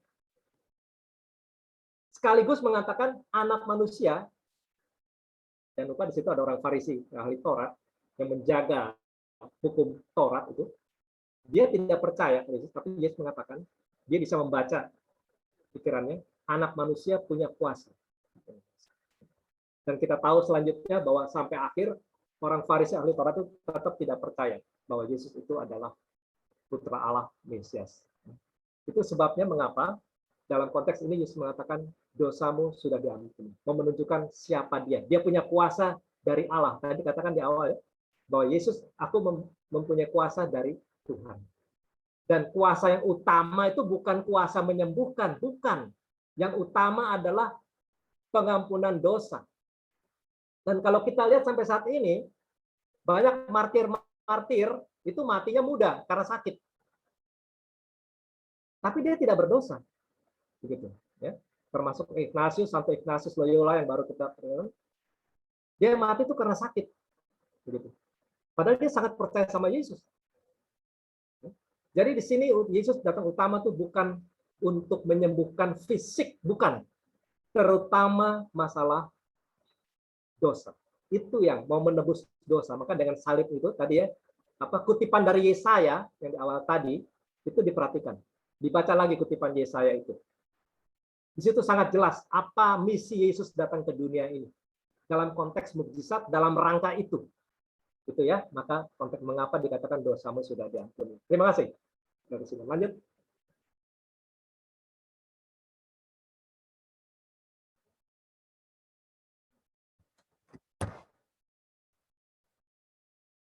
Pertanyaan berikut. Ya, terima kasih Pak Fred. Pak Simon sudah sangat jelas ya apa yang disampaikan Pak Fred tadi, bahwa kuasa yang utama Yesus sebenarnya adalah untuk mengampuni, pengampunan dosa tadi sehingga memberikan kesembuhan. Kita lanjutkan untuk pertanyaan ketiga. Teman-teman, mohon di-share. Oh ya. Ini dari Pak Frans. Mengapa orang-orang yang disembuhkan pada memuliakan Allah bukan langsung memuliakan atau berterima kasih kepada Yesus? Ya, jadi begini. Perhatikan pesan di awal tadi, pesan. Fokus kita itu jangan kepada peristiwanya itu ansih. Tapi perhatian kita kepada makna atau pesan apa yang mau disampaikan oleh perikop itu kepada kita. Dan saya ulangi ya. Ketika kita membaca kitab suci, baca ayat, baca perikop, jangan tertuju kepada fakta kejadian. Kitab suci adalah kitab iman, bukan suatu kitab sejarah yang mau seperti surat kabar mau menceritakan suatu peristiwa, bukan. Kitab iman. Jadi yang mau disampaikan adalah maknanya apa dari cerita itu. Nah, maka pesannya kepada kita adalah ketika kita sembuh, kita memuliakan Allah. Ketika kita berterima kasih kepada Yesus, tapi dalam konteks Yesus sebagai putra Allah. Karena Yesus mengatakan di dalam kitab suci, engkau akan datang sampai kepada Bapa melalui aku. Jadi kehadiran Yesus itu untuk manusia itu sampai kepada Bapa, bukan berhenti di Yesus. Yesus datang untuk dia. Itu sebabnya memuliakan Allah, bukan kepada Yesus. Terutama. Ya. Berterima kasih boleh, berterima kasih secara manusia gitu, tetapi yang dimuliakan adalah Allah, bukan pada Yesus. Begitu. Ya. Begitu. Terima kasih. Terima kasih Pak Fred.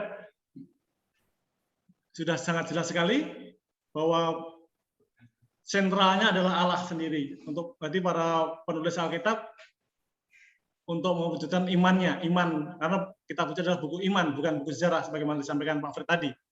Kita lanjut ke pertanyaan nomor 4 dari Bapak Justinus Joseph.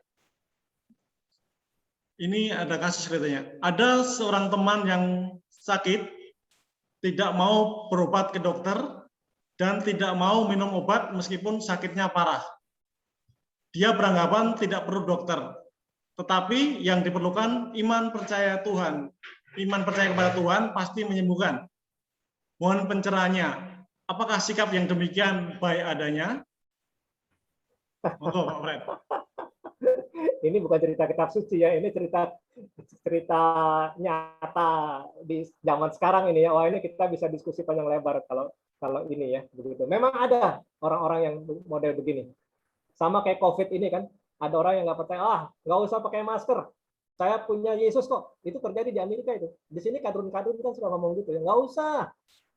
Yang penting kita berdoa, COVID nggak akan nyerang saya, gitu kan. Jangan lupa, ketika manusia diciptakan, dia diciptakan dengan akal budi. Dan akal budi itu berasal dari Tuhan juga. Maka iman itu bukan iman yang buta. Iman dan akal budi itu harus main dua-duanya. Begitu. Kalau itu menjadi fanatik yang namanya fanatik buta itu, hanya begitu aja. Ya udah, nanti Tuhan akan menyembuhkan. Wah, dia sembarangan aja. Nggak ada Tuhan kok gitu. Makan sembarangan apa gitu, nggak usah. Nah, jadi ini cara berpikir yang keliru. Nah, tentu kita sebagai teman dekat, kalau teman dekat, kita coba. Ini orang-orang yang sudah save, sudah cap, ini coba ini.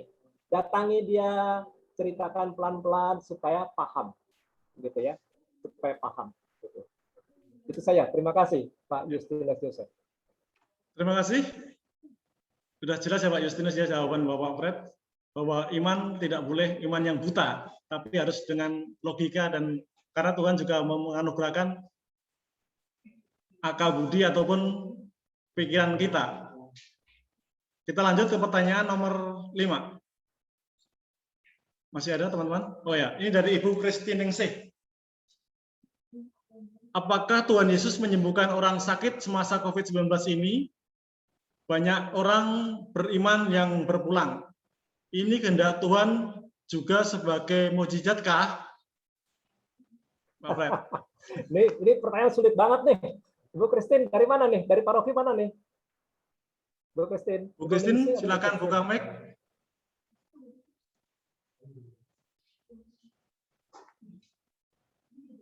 Halo, Bu Christine Ningsih, silakan buka mic.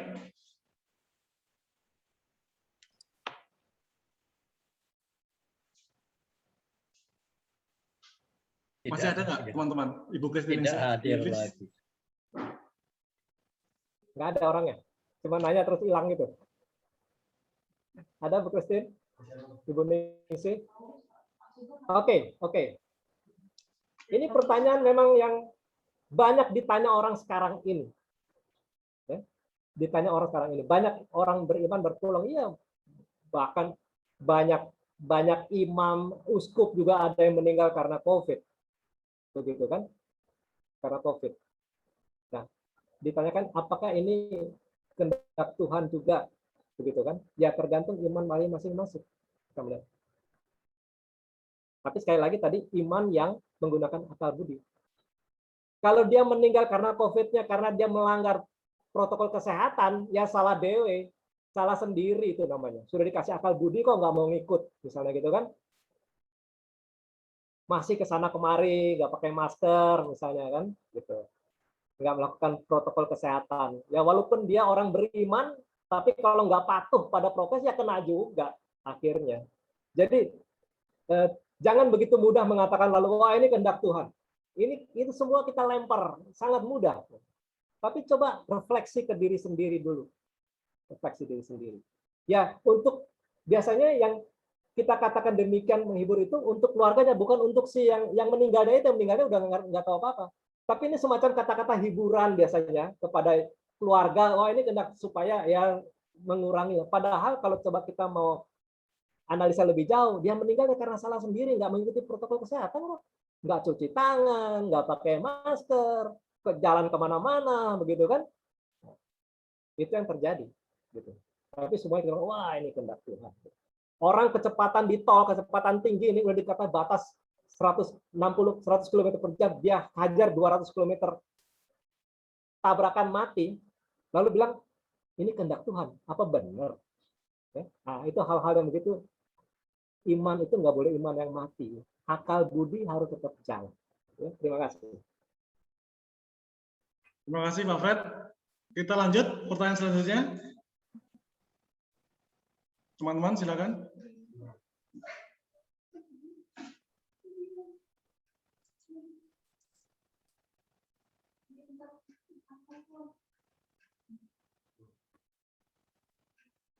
Pertanyaan ke-6 ya, dari Pak Dharma Putra. Apakah kesembuhan harus diawali dengan pengampunan dosa? Silakan Pak Fred. Dharma Putra. Brother Dharma ini dari paroki mana? Dharma Putra. Boleh open mic? Brother Dharma, boleh open mic? Dharma, silakan buka mic. Paroki mana? Saya ingin kenal juga nih supaya banyak teman kan. Bagus ini pertanyaan-pertanyaan bagus. Saya suka ini. Oke, nggak apa-apa. Mungkin ada kesulitan teknis dan sebagainya. Coba munculkan lagi pertanyaannya tadi. Oh, tampilkan pertanyaannya. Mas, di-share lagi.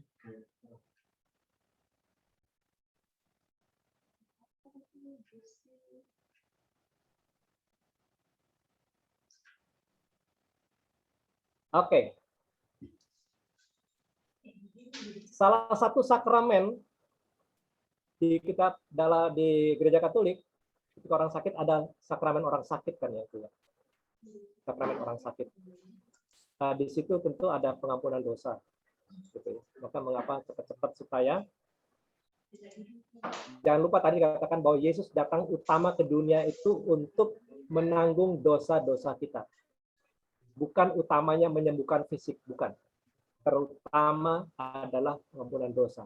Karena keselamatan kekal adalah di sana, bukan di dunia. Di dunia ini sementara. Satu saat kita pasti akan mati. Jadi itu bukan utama. Yang terutama adalah keselamatan kekal di surga. Maka pengampunan dosa ini sangat penting. Sangat penting. Gitu ya. Nah, kesembuhan harus diawali dengan pengampunan dosa. Itu sangat baik. Dan itu yang Yesus ajarkan tadi. Dosamu sudah diampuni. Begitu. Jadi itu sangat penting. Maka kalau orang sakit gitu, terutama coba ngaku dosa. Minta pastor datang, minta sakramen orang sakit. Itu dosa. Terutama, ya, supaya jiwa kita terutama yang diselamatkan. Kalaupun kita tidak sembuh secara fisik, tapi kita bisa senyum karena kita yakin bahwa kita dosa sudah diampuni. Itu yang paling utama menurut iman Katolik kita. Terima kasih. Terima kasih. Masih ada waktu, kita lanjut ke pertanyaan nomor 7. Dari Bapak Anton Wibisono. Pertanyaannya, orang yang sakit COVID-19 termasuk sakit karena alami, roh jahat, atau dosa? Ini Pak Fred, ini pertanyaan yang seringkali. Itu tadi udah saya jawab ya terkait COVID ya. Ini sebenarnya sama dengan yang tadi ini ya. Ya terkait COVID tadi udah saya jawab. Ya, mungkin lanjut Pak.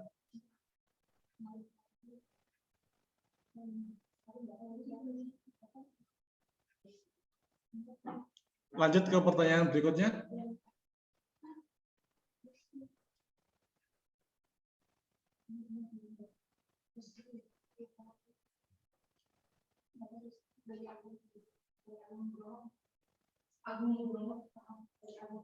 Nomor 7.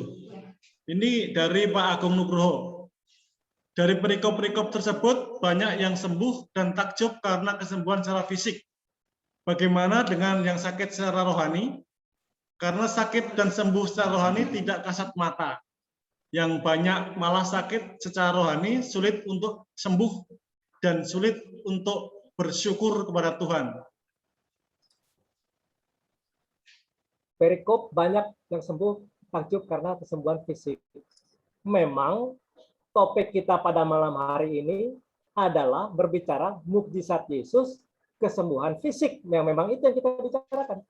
Jadi konteksnya itu, kita tidak bicara sakit rohani, kita nggak bicara pada malam hari ini. Itu mungkin nanti pada kesempatan lain. Tapi malam hari ini sesuai dengan konteks, sesuai dengan judul, bicara mukjizat Yesus, penyembuhan fisik. Gitu ya.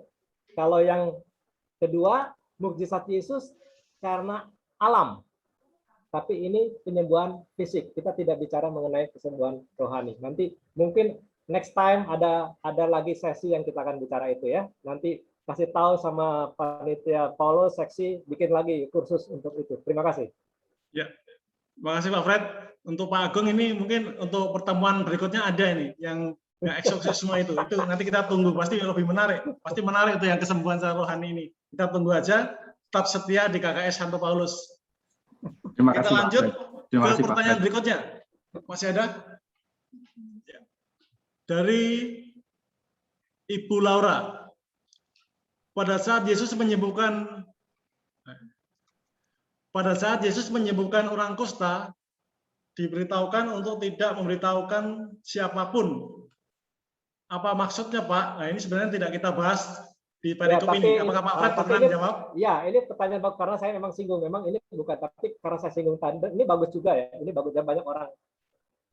Begini, banyak orang berbondong-bondong mengikuti Yesus itu karena melihat mukjizat. Di samping Yesus pada zaman itu, banyak juga orang lain yang bisa menyembuhkan orang. Bahkan kalau kita lihat ke Perjanjian Lama, ketika Yahweh minta Musa menghadap Firaun untuk membebaskan orang, lalu lempar tongkat jadi ular, itu ahli-ahli staf istananya Firaun juga bisa lempar tongkat jadi ular juga. Artinya mukjizat semacam ini bisa dilakukan oleh orang-orang lain. Tapi kuasanya kuasa dari mana? Begitu. Nah, dalam konteks pertanyaan tadi, Yesus mengatakan jangan bilang siapa-siapa, karena tersebar nanti kemana-mana, Yesus itu kayak jadi dukun nanti. Yesus tidak menghendaki itu. Dan dia tidak mau popularitas tertuju kepada dirinya. Bukan tujuan. Maka dia jangan ngomong. Belum waktunya. Kadang-kadang belum waktu. Tapi orang itu dia ngomong aja. Tapi message-nya adalah jangan sampai orang melihat hanya kepada mukjizatnya, bukan kepada kuasa siapa. Pembantu nginap. Nah, ada yang nginap tadi, pembantu nginap tadi saya dengar. Ya, jadi kembali momennya belum pas untuk Yesus karena orang belum paham mengikuti yang tertuju kepada waduh mukjizat nanti dianggap dukun. Berbahaya itu. Yesus mengatakan kesembuhan harus memuliakan Allah. Dan itu belum waktunya. Sama kayak kita. Iman itu bertumbuh secara pelan-pelan, secara bertahap. Gitu ya. Itu makanya momennya waktuku. Yesus kan bilang waktuku belum tiba. Itu mau mengatakan itu. Mengatakan supaya orang secara perlahan-lahan memahami siapa Yesus itu. Ahli Taurat sama orang Farisi kan nggak tahu kan siapa orang ini, begitu kan? Begitu bilang mengampuni siapa orang ini. Jadi mereka nggak paham. Padahal sudah dinubuatkan oleh Yesaya, begitu. Mereka belum paham. Nah Yesus melihat ini suatu proses. Jangankan orang lain, para murid saja masih salah mengartikan apa yang diperbuat oleh Yesus. Coba ikuti baca itu. Para murid ini yang 12 itu pilihan Yesus sendiri. Dia bilang, kamu nggak ngerti ya, udah ngikutin saya, kamu nggak ngerti juga. Ya sama lah kayak kita sekarang ini. Itu juga satu. Sampai seberapa jauh kita yang hadir di sini, kita paham tentang iman Katolik. Sampai seberapa jauh kita kenal Yesus yang sebenarnya menurut kitab suci. Kita berbeda-beda, kita berproses. Maka itulah ada kursus kitab suci ini. Ya, kan kata Hieronymus kan, kalau tidak mengenal kitab suci, tidak mengenal Yesus. Nah, seberapa banyak kita membuka kitab suci supaya kita mengenal Yesus, begitu ya. Ada BKSN, ada macam-macam. Jadi ini suatu proses. Kalau tadi dibilang jangan bilang siapa-siapa supaya jangan salah tangkap, gitu ya. Gitu kira-kira ya. Terima kasih. Pertanyaan bagus. Terima kasih Pak Fred. Ini waktunya semakin mepet. Kita satu pertanyaan lagi, Pak. Silakan. Pertanyaan dari Ibu Artanti. Penggenapan Injil Matius di Yesaya 53 ayat 4. Ada kata-kata, padahal kita mengira dia kena tulah, dipukuli dan ditindas Allah. Inikah andil Yesus agar kemurahan Allah terjadi pada manusia dalam belum tergenapi? Sebenarnya ini di luar konteks pengajaran kita malam hari ini, Pak. Apakah begini, ini termasuk sebetulnya di perikop pertama karena Yesaya ini disebut di situ. Oh, ya. Memang di perikopnya tidak disebut ayatnya dari Yesaya. Kita harus mencari itu, lihat di catatan kaki, gitu ya. Jadi Yesus mau mengatakan kedatangan dia itu sudah dinubuatkan oleh Yesaya. Jadi ketika nanti melihat Yesus disiksa dan sebagainya itu bukan karena kesalahan Yesus, tapi dia dalam rangka memikul dosa-dosa kita.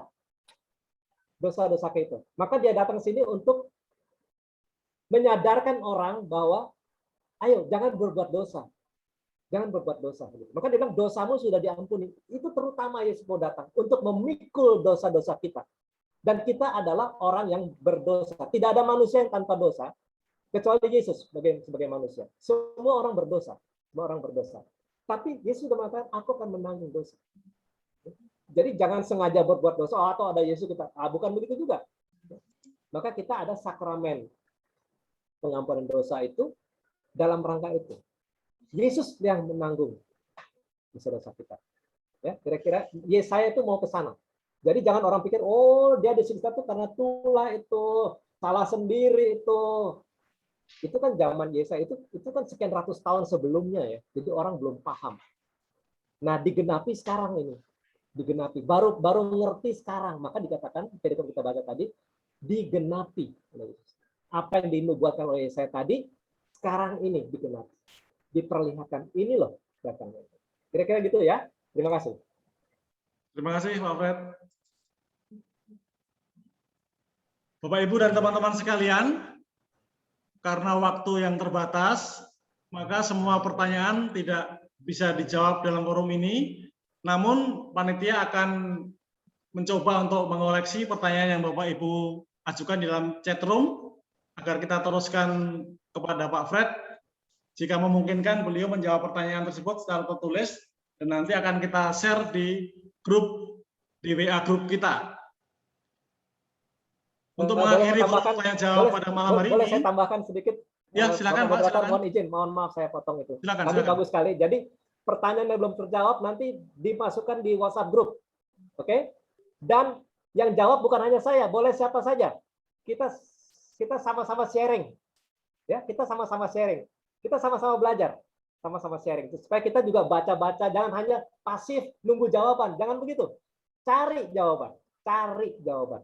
Ya, dari jawaban itu bisa dalam arti baca referensi, baca buku-buku tafsir yang seperti tadi saya banyak. Saya juga itu bisa dari baca-baca gitu ya, bukan dari pikiran sendiri, baca. Itu mau menggerakkan kita supaya kita aktif, bukan yang pasif nunggu jawaban, nunggu disuapin, jangan. Iman dewasa adalah iman yang mencari, bertumbuh, terus mencari ya. Maka nanti di WhatsApp group siapa saja boleh jawab. Kita diskusi, nggak usah takut salah. Nggak usah takut salah. Ya. Nanti kalau terakhir gongnya kita tanya sama Romo Anton. Bagaimana? Beliau punya palu yang terakhir mengatakan, ini loh yang benar. Beliau punya kewenangan itu. Terima kasih. Terima kasih Pak Fred. Jadi masukan dari Pak Fred sangat bagus sekali teman-teman. Jadi nanti pertanyaan di-share di grup WA. Siapapun bisa mengomentari pertanyaan-pertanyaan itu. Dan nanti kalau ada yang misalnya kurang pas, di sana kan ada guru-guru kita, nanti beliau yang akan memberikan pencerahan ataupun meluruskan sharing kita di dalam grup WA itu. Dan semoga dengan kita saling komentar ataupun memberikan jawaban di sana, memberikan tanggapan di sana, iman kita akan semakin bertumbuh, sebagaimana apa yang disampaikan oleh Pak Fred tadi. Untuk mengakhiri forum tanya jawab ini, kami mohon Pak Fred untuk memberikan closing statement. Silakan Pak. Ya, jadi sekali lagi bahwa kitab suci ini adalah sabda Tuhan yang hidup. Itu iman kita, iman Katolik kita itu kan ada 3 ya.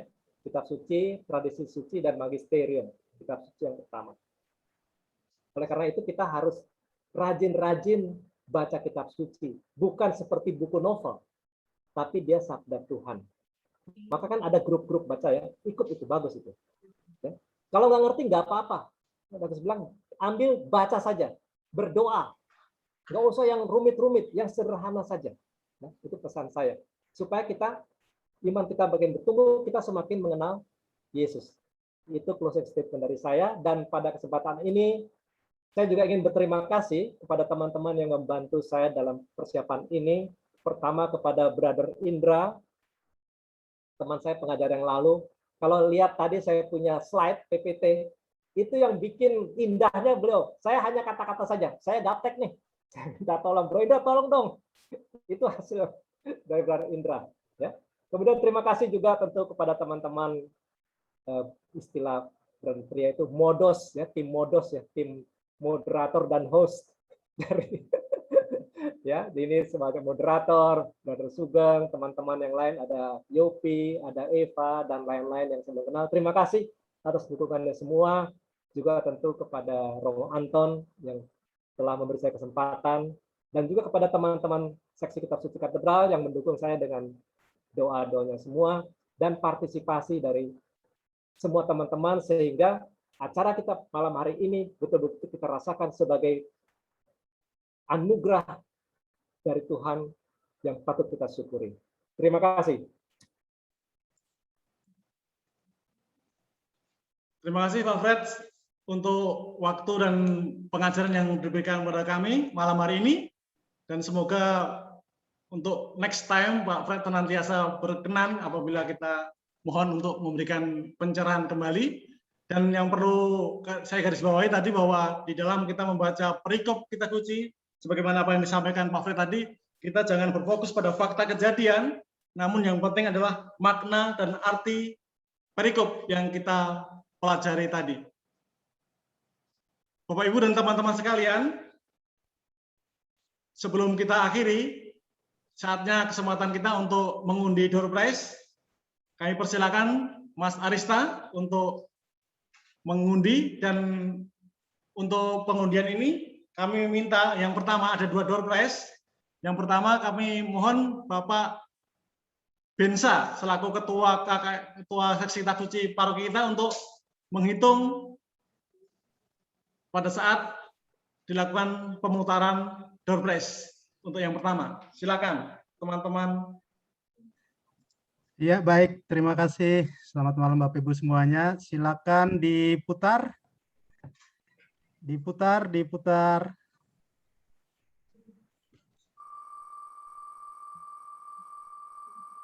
Lebih kencang lagi. Diputar. Stop. Menangnya yang pertama Bapak Nicholas Heri Santoso. Hadir? Masih ada? Silakan buka mic.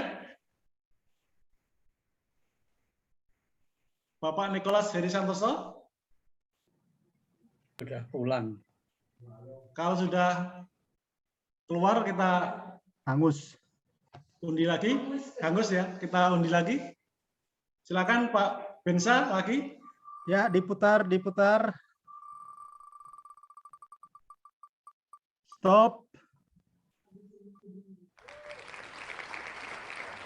Bapak Agustinus Budiman Yuniarto. Hadir, Pak? Silakan buka mic. Malam Pak Sugeng. Nah, ini semuanya, Ibu Romo, Pak Fred. Ya, selamat Pak Agustinus Budiman. Beliau adalah ketua prodiakon kita. Baik, luar biasa. Selamat ya. Jangan ditutup, Pak. Pak Budiman langsung Selamat, Pak Budiman. door prize kedua.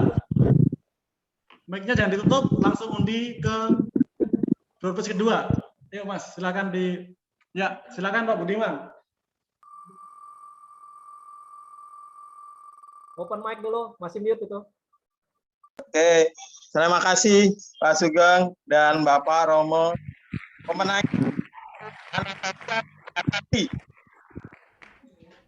adakah? Belum. Ya, silakan Pak Bud. Masih ulang lagi, Pak? Ada, Pak. Ada tuh, ada.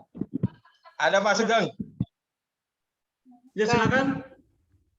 Coba di spot, dimulai. Arta. Videonya dong di open pemenang biar kelihatan wajah. Silakan hitung 1 2 3 Pak Bud. Nah. Oke. Diulang lagi. 1 2 3, silakan diputar. Ya.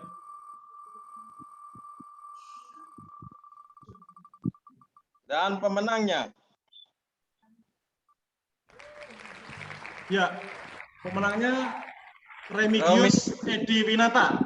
Masih ada? Selamat. Bapak Remigius, silakan buka ada, mic. Pak. Selamat malam. Ada. Ya. Selamat malam. Selamat. Dari mana Ya, Pak malam, Pak. Remigius? Dari Paulus, Pak.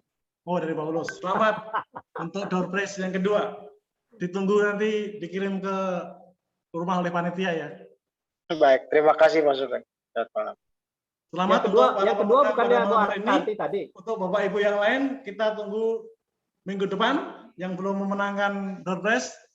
Bapak Ibu sekalian, jangan lupa untuk mengisi form evaluasi untuk pengajaran malam hari ini demi perbaikan KKS Santo Paulus ke depan. Kami sampaikan untuk KKS keempat tanggal 27 Agustus nanti masih dengan tema yang sama, yaitu mukjizat penyembuhan, yang tentunya akan dibahas dari perikop dan sudut pandang yang lain. Dan nanti akan disampaikan oleh Bapak Iskandar. Untuk itu, jangan sampai kita lewatkan. Akhirnya, kita tutup KKS yang ketiga malam hari ini. Saya selaku moderator, kami mohon maaf apabila dalam kami memandu KKS malam hari ini ada kesalahan, baik sengaja maupun tidak. Mohon untuk dimaafkan. Terima kasih kepada Mbak Eva dan Mbak Dela dan juga Mas Arista dan teman-teman OMK semuanya yang sudah memfasilitasi kita, membantu kita sehingga pengajaran KKS ketiga malam hari ini dapat berjalan dengan baik. Akhirnya, marilah kita tutup KKS malam hari ini dengan doa penutup oleh Bang Miko. Silakan Bang Miko. Nanti dilanjutkan, mohon berkat Romanto masih ada ya? Ya, masih Pak. Ya. Silakan Bang Miko untuk menutup dengan doa penutup. Baik, terima kasih Pak Sugeng. Selamat malam Bapak Ibu sekalian. Marilah kita menutup pertemuan KKS ini dengan doa penutup. Kita buat tanda kemenangan Kristus dalam nama Bapa dan Putra dan Roh Kudus. Amin. Allah yang Maha Bijaksana, kami bersyukur atas selesainya pertemuan KKS ini. Engkau sendiri berkenan mendampingi kami dan menuntun pembicaraan serta diskusi kami pada malam hari ini.